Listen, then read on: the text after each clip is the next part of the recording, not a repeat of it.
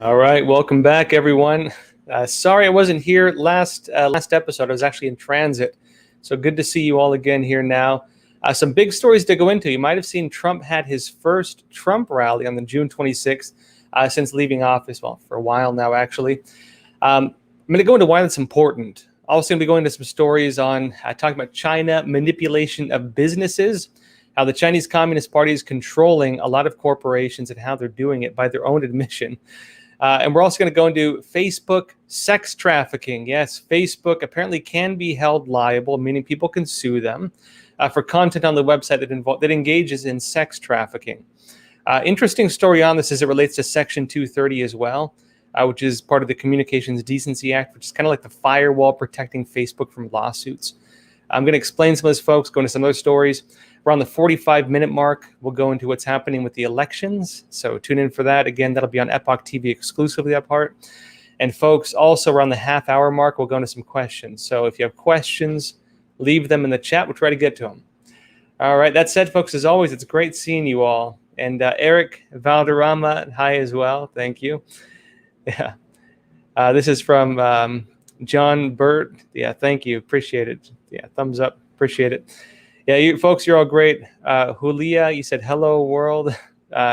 Chassis Hansen, you said don't see on the Epoch Times website yet. If they don't have it up there yet, it should be up soon. It might just be a bit of a lag on it for some reason. Ron Keene, you said good evening, Josh. Good seeing you. Hopefully your trip was good. It was good.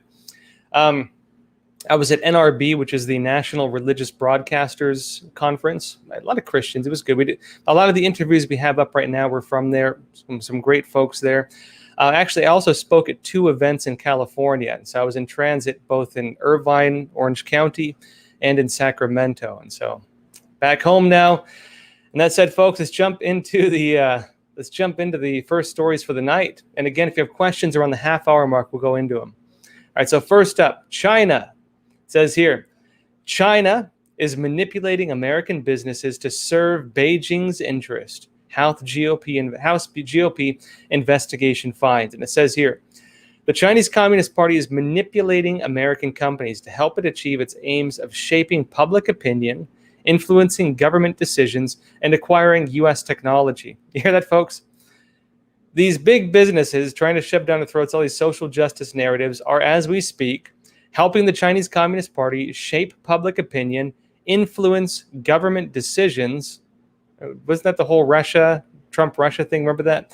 Influencing government decisions and acquiring U.S. technology. Republican lawmakers warned on June 27th. Now, in America, we have what's called the Foreign Agents Registration Act. You might have heard of it, FARA, which means that if you're serving the interests of a foreign government, you have to register as a foreign agent. It's interesting now that many of these companies may be playing that role, and they are very likely, many of them, not registered as foreign agents.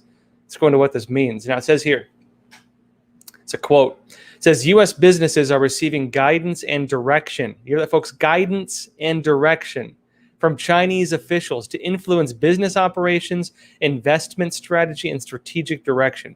It's according to the interim findings provided to the Epoch Times by the lawmakers on the House Permanent Select Committee on Intelligence. Now, the probe also found that U.S. corporate executives, meaning the people in charge of these big businesses, right? U.S. corporate executives and employees practice self-censorship. Now, you saw Kobe Bryant, you saw some of the other Hollywood censorship. This isn't a surprise, but it's happening behind closed doors as well. What you see on the surface, folks, is just a little bit that's dripping out. And so there's a lot not being said publicly that's happening behind the scenes with this. On this as well, right? They're practicing self-censorship. They're also adjusting their business strategies due to concerns of Chinese opposition, meaning the Chinese Communist Party is restricting the free market in the U.S. because of its policies. Now, some of China's influence came from inside U.S. companies. You hear that? Some of this influence from the Chinese Communist Party is not coming from overseas in China. Some of it is coming within the companies themselves. Now, what does this mean? It says here, CCP members, Chinese Communist Party members, either sitting on the boards or holding executive positions in American firms, are known to be, quote, advancing China's initiatives and acquiring technology and penetrating U.S. markets, according to the interim findings. What that means, folks, you all remember the stories ongoing about China breaking into companies using cyber attacks and stealing intellectual property.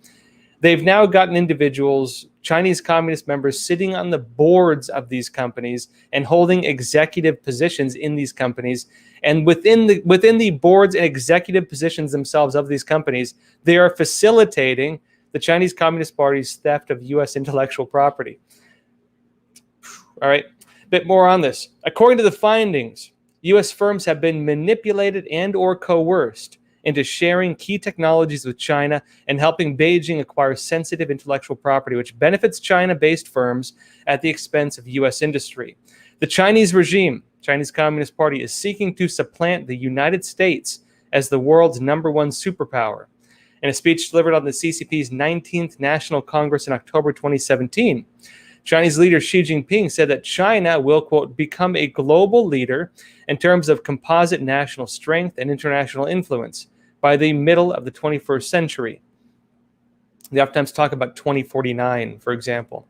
Now, to achieve its global hegemony, the CCP has targeted foreign academics and researchers through state-run recruitment programs engaged in espionage and intellectual property theft, and executed a strategy known as military-civil fusion to help the advancement of its military by feeding technologies developed by the private sector. Now, this report is not fully released yet. Epoch Times got a copy of the preliminary findings, and so we'll see what's in the final report, whether they change any of this. But this is a big deal, folks. This is actually a very big deal, because this means that this means American companies are actually playing the role, possibly, of foreign agents. If they are serving the interests of a foreign government, right? If they're lobbying on behalf of a foreign government, many of them do, because the Chinese Communist Party works through them to present issues to our own political offices, right? Our own representatives. The Chinese Communist Party gives them points to lobby on. Big businesses lobby on behalf of the Chinese Communist Party on American soil. Also, people in top board member or executive positions of these companies are Chinese Communist Party members. How is it that Chinese Communist Party members are serving on the board of directors of these major corporations or in executive positions, and from those positions, they're facilitating economic theft to benefit the Chinese Communist Party at the expense of the United States? Also doing things, pushing, for example, for censorship, silencing American companies, silencing people who might be influential, preventing them from talking about things that may harm the interests of the CCP, while advancing narratives sometimes that support the Chinese Communist Party and its policies. Now, if these were normal people like you and I, they would have to register as foreign agents. Will these big businesses have to register as foreign agents? Or again, they're lobbying, not just selling products. We'll have to see. But here's another point to this, which you might find interesting. Epoch Times reports, Nike, this is a quote, this is from the Nike CEO. Nike CEO is saying this, all right? Nike is a brand that is of China and for China. It says here, Nike's chief executive said the corporation is a brand that is of China amid recent allegations of the company being connected to human rights violations conducted by the Chinese Communist Party. They're being accused of human rights abuses, including slave labor and genocide. And they're saying, oh, we're a brand of China and we are for China. This is Nike, folks. All right, let's go into it. It says here, this is a quote. This is CEO John Donahue telling the Wall Street analysts this. He's saying Nike is a brand that is of China and for China. That's in response to a question about competition from Chinese companies during a call about fourth quarter earnings. The BBC reported this. And he said this, we've always taken a long-term view. We've been in China for over 40 years. And he expresses optimism that the brand will continue to grow quickly in the world's most populous country. Now, they are, again, right? They are of China and for China. They're being accused of using slave labor, which it seems to be the case they are in Xinjiang, right? They're preventing people from talking about certain issues, possibly. They're defending human rights abuses. There's actual genocide taking place in Xinjiang, and they're stating we are of China and for China. Very, very bizarre statements, especially right now, folks, because The CC, a bit more context on this. The Chinese Communist Party actually came out with another program just recently. Under that other program they did, U.S. companies, British companies, European companies, Australian companies, any kind of Asian companies, any foreign company, if you were in China, the Chinese Communist Party is saying you have to enforce Chinese Communist Party sanctions and other orders of the Chinese Communist Party. They're making it so that foreign companies, like the ones that may say that they're of China and for China, have to serve the interests of the Chinese Communist Party just like a normal Chinese company would. You might remember ByteDance. Remember ByteDance, the company that owned TikTok? The former head of ByteDance, actually, right before TikTok became popular, the head of ByteDance actually wrote a self-criticism paper where he apologized to the Chinese Communist Party for not upholding its standards enough when it came to controlling information and controlling narratives. And he vowed within his public letter that he would use his companies going forward to serve the interests of the Chinese Communist Party. That's how companies are dealt with in China. And they're making it now that Western companies, no matter what they are, if you're operating in China, you have to play by these rules or you're out. And you see companies now saying where they stand. You know, have Nike saying they're of China and for China. Now, related to this, here's another story. Mass state-sanctioned kidnapping.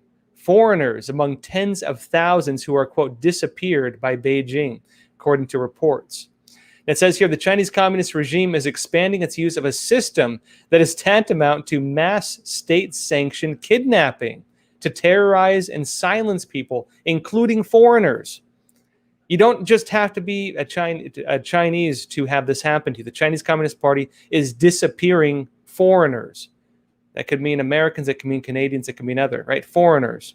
According to a recent report by human rights group Safeguard Defenders. Now, the secretive program of the Chinese Communist Party, a legalized form of black jails, essentially, has been running since 2013 and has targeted a minimum of 27,208 victims as of June 1st, the report stated, based on China's publicly available court data.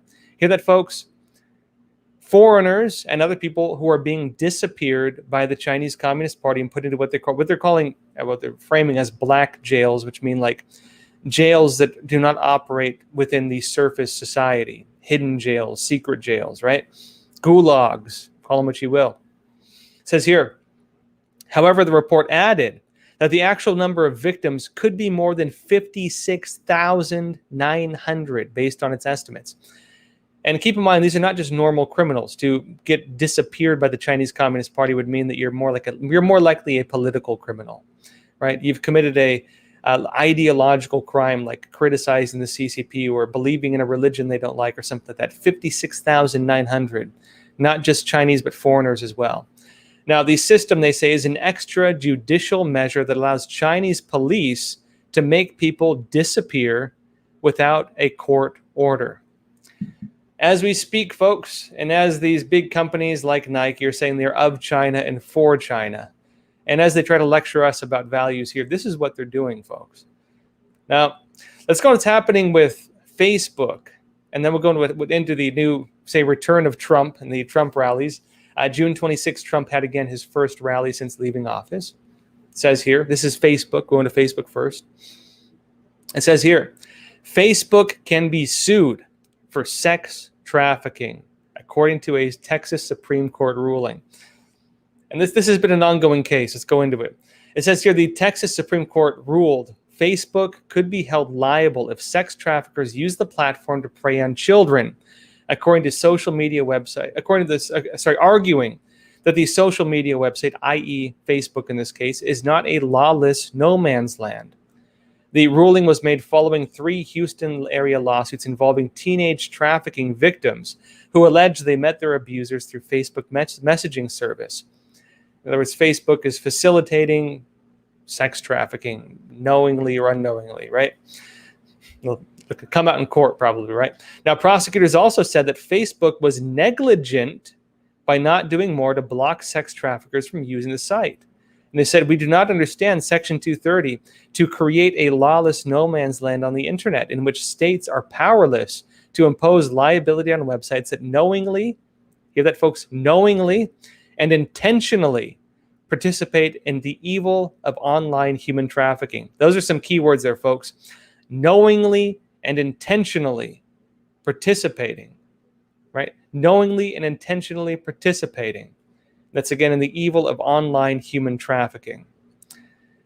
Now, the Supreme Court majority wrote this. This is from them. Now, Facebook has contended that it is protected under Section 230 of the Federal Communications Decency Act, which is a law that has been frequently criticized by Republicans, including former President Donald Trump. Basically, it establishes the idea that you're a publisher or a platform. If you're a publisher, like a newspaper, you can decide what goes on your platform. You can moderate it. You can do things like that. If you're a platform, people are using you to publish their videos, to publish their ideas or their thoughts, or what they had for lunch, or their photographs, or the family event. They're a platform where people are using to publish their own content. The publisher is the individual, not the company. Now, the argument with this is that basically it gives these companies a lot of legal protection. Facebook, Twitter, YouTube, they have a lot of legal protection on content. The companies themselves cannot be held legally liable except for like very rare cases, it seems, because of the protections under Section 230 of the Communications Decency Act. The problem is when you have things like human trafficking and you have them censoring people and so on, where you have to question where the boundaries of Section 230 are, right? Where does letting someone publish something that might violate copyright and having them be legally liable rather than the company be legally liable, where does that fit in versus, again, having them doing human trafficking or things like this, or engaging in political censorship? That's the argument. And part of the argument, too, is that if they're a platform, they do not have the ability. This is the idea of Section 230. If they're a platform, they do not have the money or the ability to be able to censor the platform, meaning that if they're engaging in censorship, i.e. political censorship, technically that is overriding the boundaries of what should be protected under Section 230. And that was one of the big arguments Republicans are bringing forward on it. Now, a bit more on this. Now, critics have said that the rule, Section 230, which shields online platforms from liability regarding third-party content, has allowed Facebook, Twitter, Google, and others to ban conservative viewpoints while unfairly allowing extreme left-wing viewpoints to proliferate. This is a quote from the Supreme Court ruling. It says, holding internet platforms accountable for words or actions of their users is one thing, and the federal precedent uniformly dictates that Section 230 does allow it. But he says, continuing, holding internet platforms accountable for their own misdeeds is quite another thing. This is particularly the case for human trafficking. They're drawing a distinction between human trafficking and just not censoring free speech and things like this, even though they do censor free speech as well. Big move on this. Let's see what it means when it comes to Section 230 protections in general. One issue you might have is that someone tries to set up an independent social media website, and people might try to feed in, criminal information just to get the site sued or pulled down.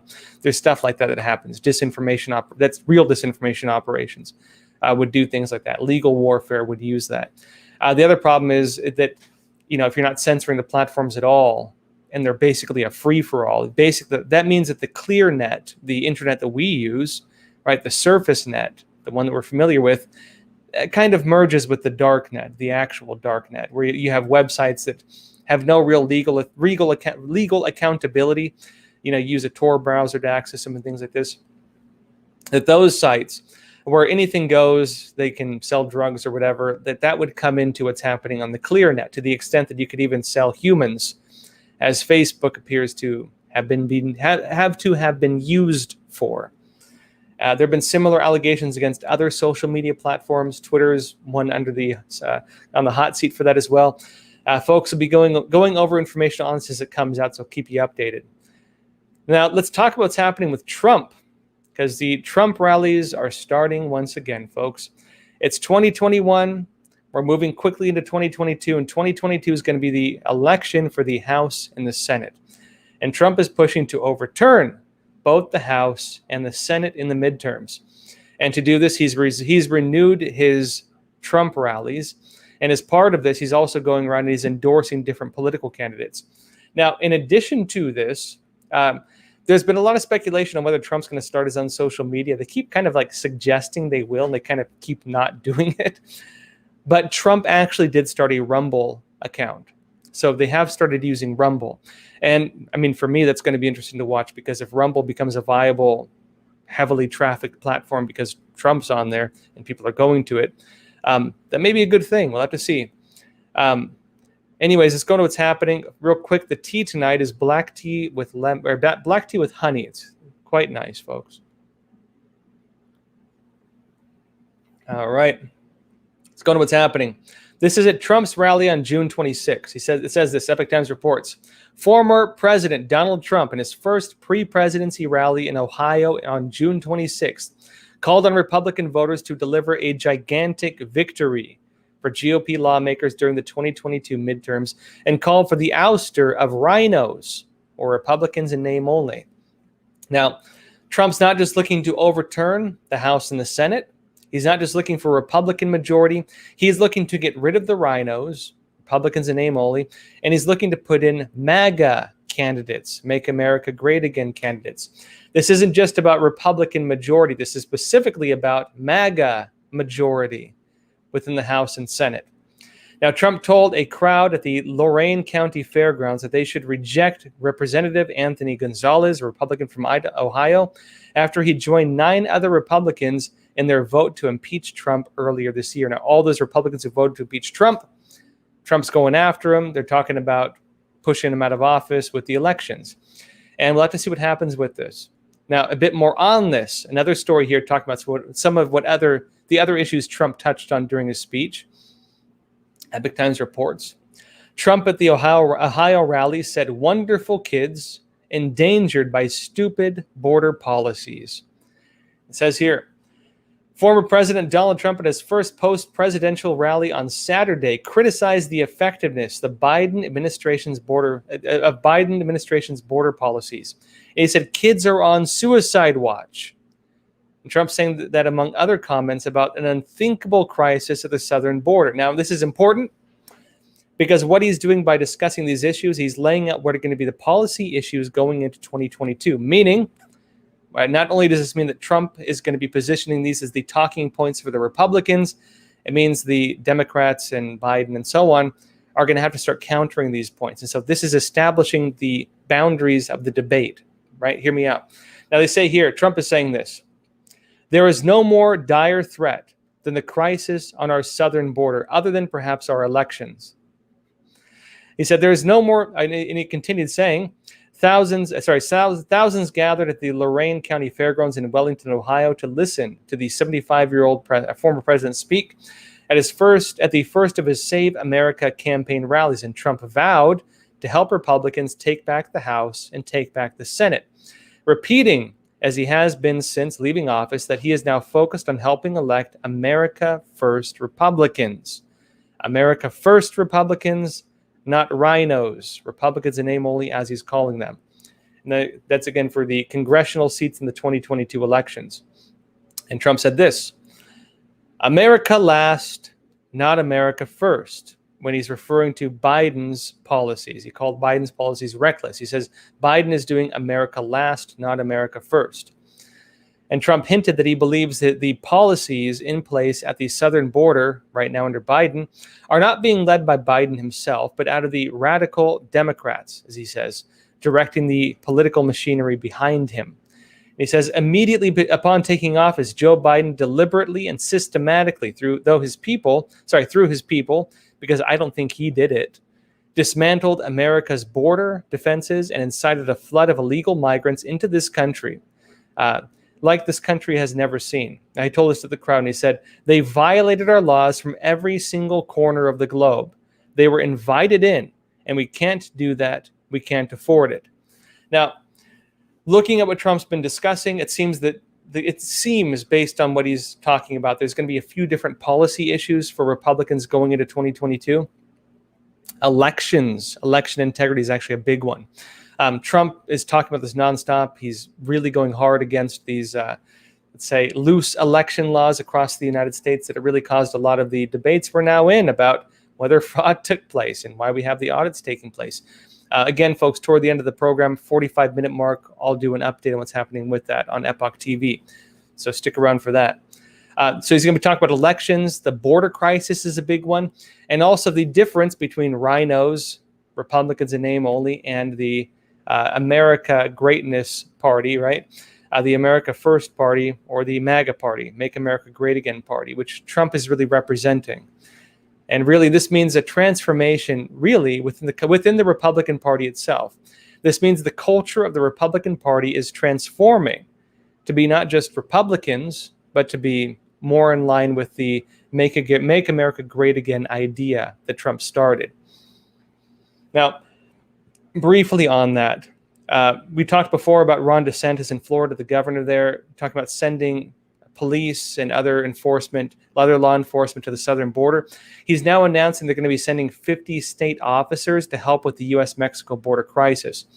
It says here, Florida Governor Ron DeSantis says that 50 state law enforcement officers are being sent to Texas to help with the worsening crisis at the U.S.-Mexico border. And earlier this month, DeSantis became the first governor to answer the plea for help from fellow GOP Governor Greg Abbott of Texas and Doug Ducey of Arizona by authorizing the deployment of law enforcement personnel to assist with helping to secure the border.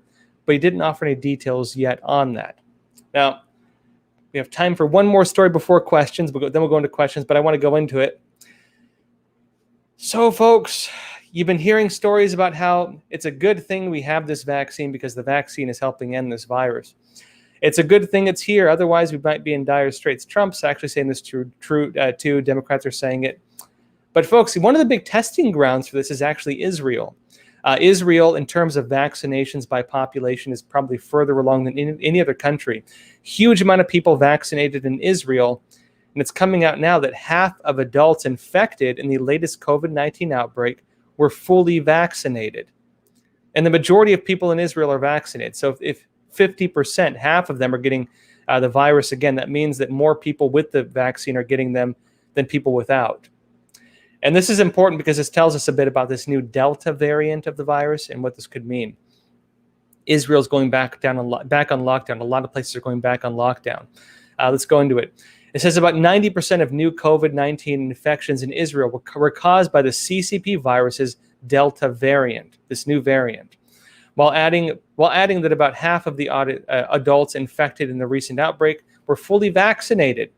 Now, Ran Balisser, who leads an expert advisory panel for the Israeli government, announcing the finding on Friday, said that the country might end up implementing another lockdown after opening up earlier this year, according to the Wall Street Journal. Now, Israel was really the example of using vaccinations as a way to open up. They had vaccine passports, really is one of the first countries outside of China to really put them in place like strongly. Theirs were a bit different than some other countries are doing. In Israel, if you've had the virus and you can show that you have antibodies, that also counts as having a vaccine passport. And so you can choose to not get vaccinated. You have the antibodies and you also get the passport. They've actually come to the stage now where they've gotten rid of the passport. They thought enough people were vaccinated. They thought they were in the clear. They were celebrating. Delta variant hits, and what happens? More people who had the vaccine than those who did not are getting infected by it. Very telling, folks, as this begins spreading. In the U.S. now, they're saying the Delta variant of the virus will become very soon, very likely, the main one. This is the Biden administration even saying this. They're saying the Delta variant is about to become the main one around the world. Now it says, the fully vaccinated individuals were inoculated with the Pfizer COVID-19 shot commonly used in Israel. Not some, backdoor vaccine, right? This is the Pfizer shot. Although it's still not FDA approved, so take it for what it is, right? Now, they say the entrance of the Delta variant has changed the transition dynamics.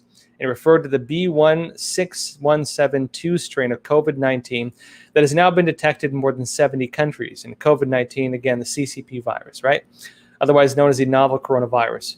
New cases of the virus rose to more than 200 on Thursday. So not a lot, folks. Keep this in perspective. 200 cases, it's not a lot. But people are freaking out over it because, again, it's the new variant and more people who have the vaccine than don't are getting infected by it.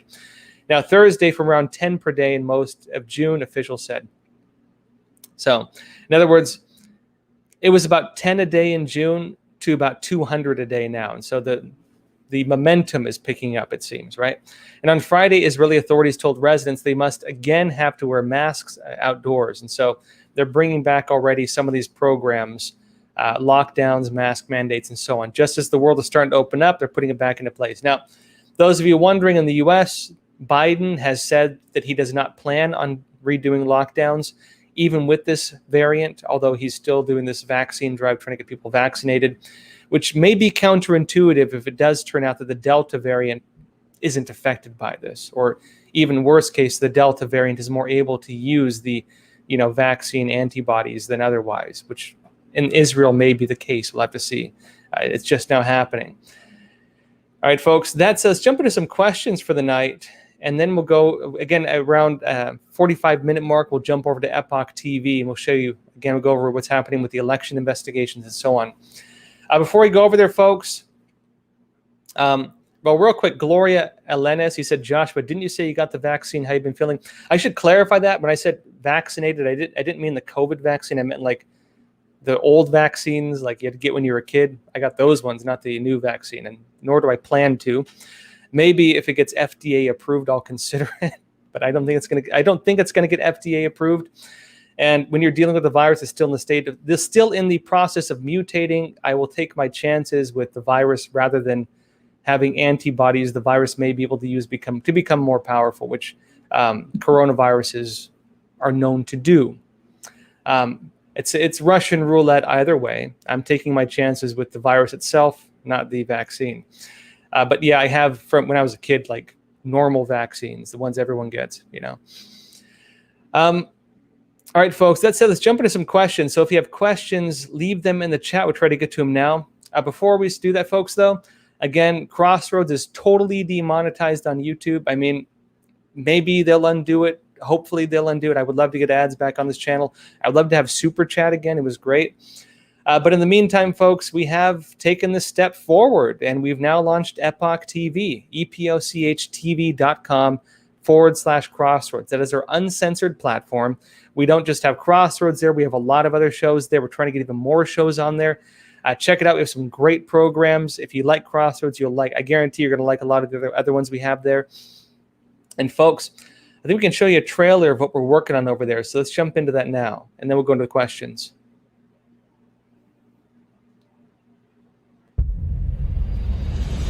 Stay informed and stay free. Let us tell your story. Facts always matter. Hearing from everyone, from newsmakers to people just like you. Deep dive interviews that challenge assumptions. Bringing fast, compelling, first-hand news from China.